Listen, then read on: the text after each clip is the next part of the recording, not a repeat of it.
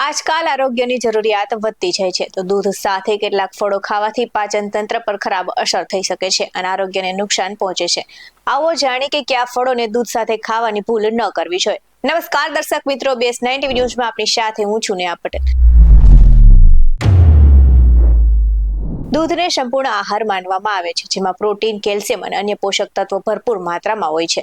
તો ઘણીવાર લોકો દૂધ સાથે વિવિધ ફળોનું પણ સેવન કરતા હોય છે, પરંતુ કેટલાક ફળો એવા છે કે જે દૂધ સાથે લેવાથી આરોગ્ય માટે નુકસાન સાબિત થાય છે અને આ ફળો સાથે દૂધ પીવાથી પાચન તંત્ર પર ખરાબ અસર પડે છે અને શરીરમાં ઝેરીલાપણું પણ સર્જાઈ શકે છે.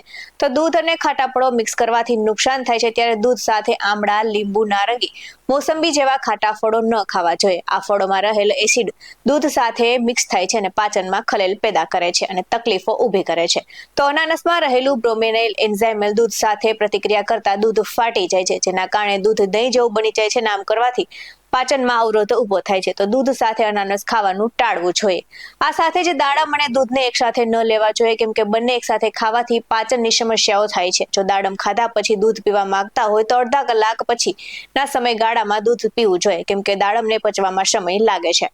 ના સાથે જ દૂધ અને જામફળ પણ એક સાથે ન ખાવા જોઈએ, કેમ કે જામફળમાં વિટામિન સી વધુ માત્રામાં હોય છે અને દૂધ સાથે ભળવાથી પાચનની સમસ્યા ઊભી થાય છે. આથી પેટમાં દુખાવો, કબજિયાત અને અન્ય તકલીફો થઈ શકે છે અને ક્યારેક તો ઉલટી પણ થવાનું શરૂ થઈ જાય છે. તો દૂધ સાથે જામફળનું સેવન કરવું પણ ટાળવું જોઈએ. અને આ સાથે જ પપૈયાને પણ દૂધ સાથે ન ખાવા જોઈએ. જો કે પપૈયામાં રહેલું પપેન એન્ઝાઇમ દૂધ સાથે પ્રતિક્રિયા કરી પાચન તંત્રને નુકસાન પહોંચાડે છે.